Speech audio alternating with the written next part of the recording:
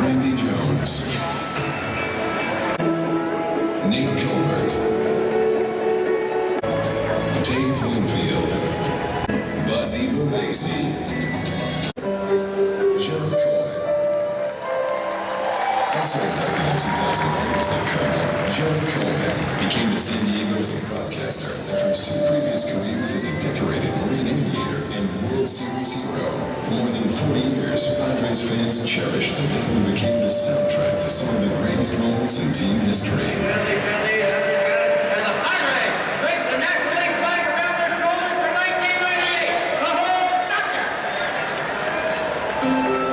Tony Gwynn. Inducted in 2002, after 20 seasons with the Padres, Mr. Padre Tony Gwynn was the first unanimous selection. 8 batting titles, a league record 16 seasons with a .300 average or higher, 15 All-Star teams, 5 Gold Gloves, and membership in the 3,000 Hit Club were just a few of his accomplishments on his path to Cooperstown. Off the field, Tony endeared himself to fans with a never-ending devotion to his craft, his team, and his community.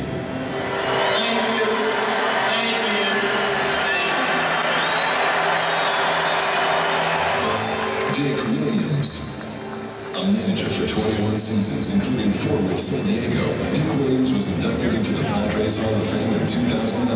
Under Williams' guidance, the Padres finished above .500 in each of his 4 seasons, including 1984, when the team reached the World Series for the first time in club history. And now, it is time to honor the newest member of the Padres Hall of Fame, Trevor Hoffman. Here to lead today's ceremonies, please welcome Ted Leitner. Can't understand. It's not just Trevor, it's the history of this franchise. All going back to Wally Fingers. I mean, look at the closers in this franchise's history. Wally Fingers, Goose Gossett, already in the Hall of Fame in Cooperstown. To Mark Davis, then to Trevor, then to Shooter, Rod Beck, to Heath Bell, to Houston Street, and now more than capably handled by Joaquin Benoit. This has been an amazing, amazing history of closers, and Trevor was always there. Always there. I remember in 1996 at Dodger Stadium, the final 3 games of the season, the winner of that series gets the division title, and the loser gets the wild card. Trevor closes on Friday, Trevor closes on Saturday, Trevor closes on Sunday. Padres are division champions. In 1998, in walk-up, middle of September, Trevor closes. Padres are division champions. He does it again in 05. He does it again in 06.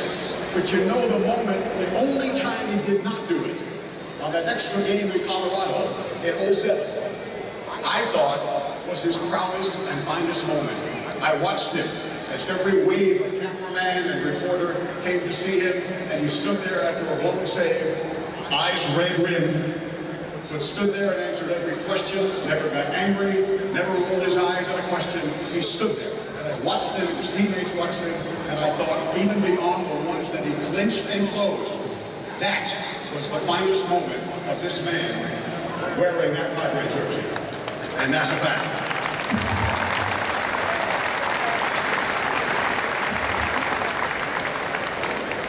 That 98 season in July, they decided, no other baseball team did that, had a walk-on song for a closer. It wasn't done back then.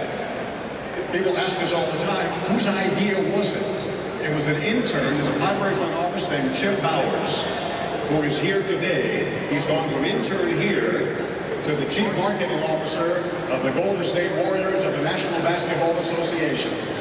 Now Chip is here to ring the San Diego Padres mission bell, which will take us to Hell's Bells, which will take us to a video tribute to number 51.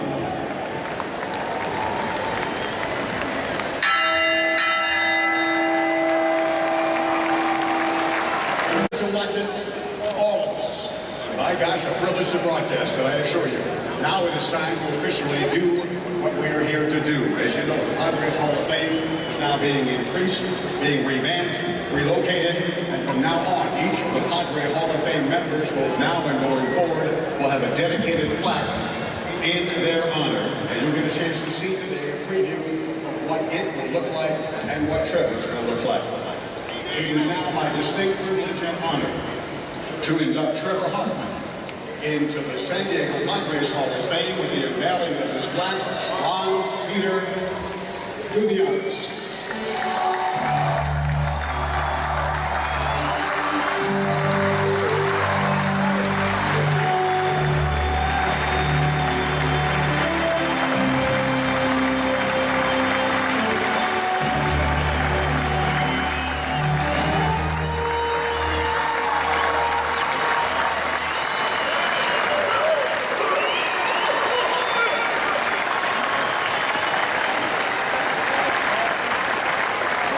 Ladies and gentlemen, I'm glad you're here. So we can thank you for this excitement. Thank you for the memories. This magnificent Padre, number 51, Trevor Hoffman.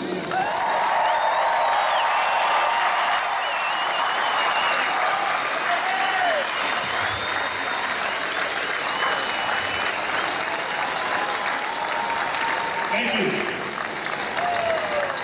I gotta tell you, Taylor Hell's bells again gave me a charge. I don't know about any of you guys.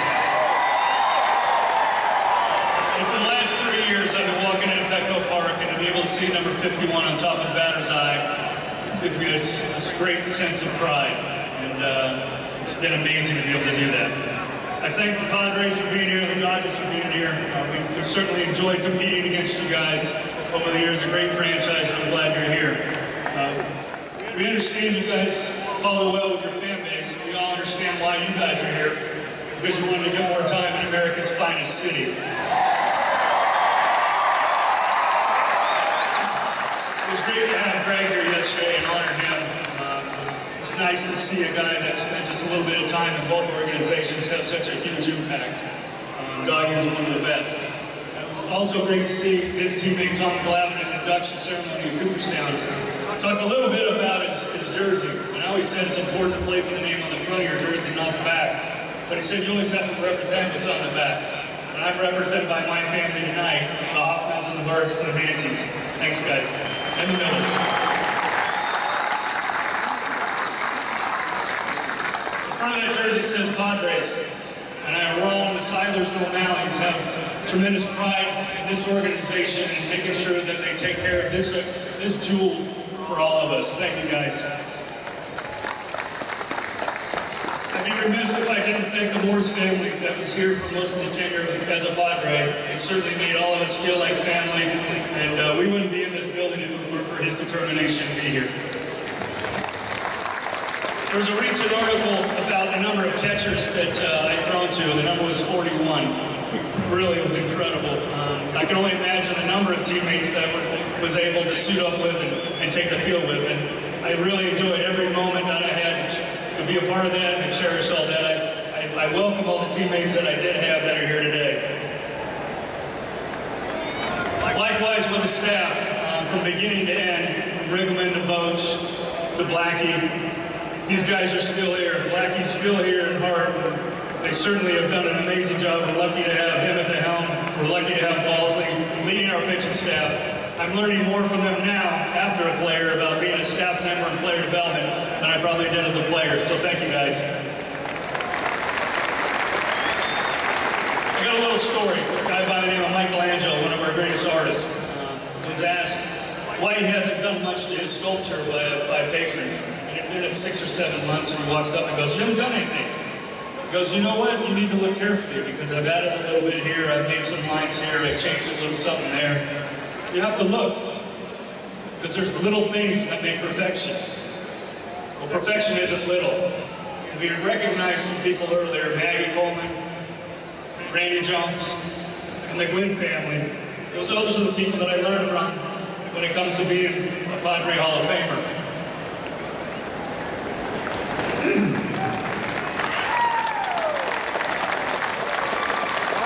Whenever you ask Randy a specific question, he'll give it to you just like he pitched, on the corners and directly between the eyes. T. Gwynn was amazing to watch on a day-in, day-out basis. Incredible smile, incredible laugh, even better dedication to his craft. And to see him on an everyday basis handle so many things as a teammate was fabulous. Jerry, one of the best men I've ever been around. We all hear about his accolades as a player, broadcast broadcaster, serviceman, but it was the stories that I heard about how he treated each and every one, not only getting to see it personally, but to see it firsthand in our community. He was a war hero and a Padre that we'll always love. I equally enjoyed the Sunday afternoons when the Marines would be in attendance at the left-hand corner of Petco Park. Semper Fi, may we all bring them home safely, whether they're far away or kind of close.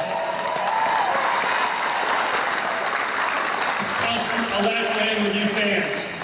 The adrenaline kick that I got not only with the Hell's Bell song, but your energy when I got in the mound was incredible and it would be home.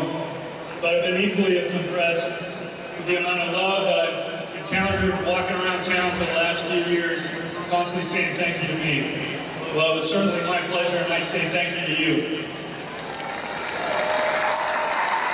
I'm honored, and I'm proud to be the newest member of the Padres Hall of Fame. Thank you.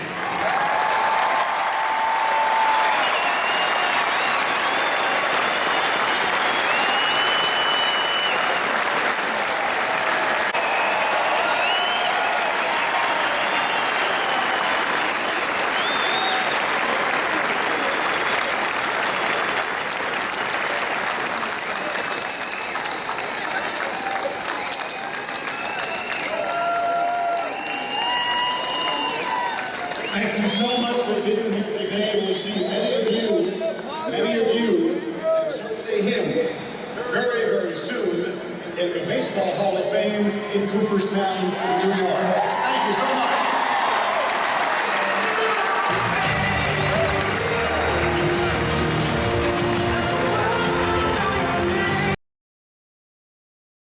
Trevor, do you remember that feeling that you had the first time you took the mound in San Diego after the fire sale trade? What you were feeling and what you're feeling now? Yeah, completely a 180 for sure. I understood the semantics around the trade. The one guy that came to San Diego from Florida, and Chef going the other way. A lot of pressure to prove myself, to say, hey, this trade's going to work out. It's going to work out in one day. And it didn't go so well that first couple outings against Cincinnati. I think the Cubs were part of that homestand, so it didn't get much better in Philadelphia on the first road trip either. I don't think so.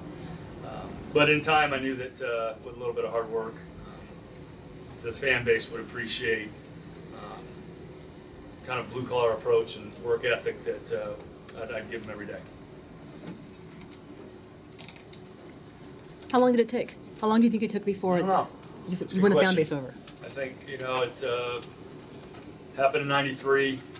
We started kind of seeing some of the fruits of the things that went on with some of Randy's trades. Developed a core group of guys moving in '96. So, I think after there was some trust built back up, there was some excitement back in the yard. And we certainly felt it as players. Tony always talked about what it meant for him to be a Padre. What did it mean for you?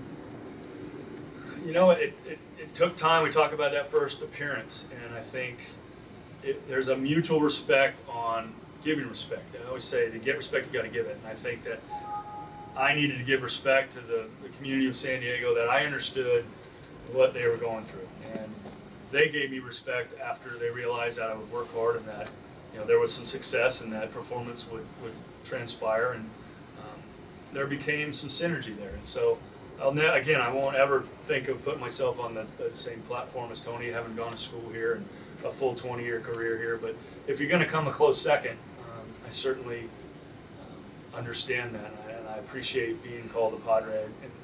And he meant that.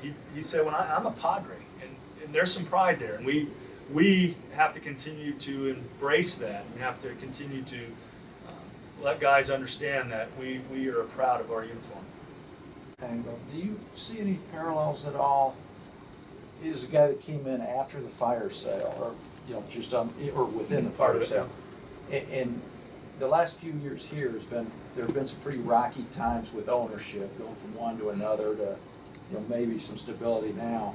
Do you see where this day moving forward, trying to dig out of that tumult of the last few years? Do you see any parallels to when you were a young guy came as part of the fire. I didn't see it as bad, no.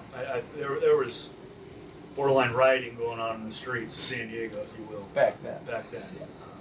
There was some strong distrust, we'll say, the last few years, and for good reason. There was not stability at the top. I think we all appreciate and understand Ron Fowler's significance in this town and his commitment to this town, both philanthropically and his love for athletics. That's not going anywhere. He's a member of this community, and I think he's embraced the Seidlers and the O'Malleys, and we know that their background is about stability. Haven't seen it up north, and so I think we have to give everybody a chance and understand that I think, and I know from what I've seen over the last few years, they want to bring in and make a winner here.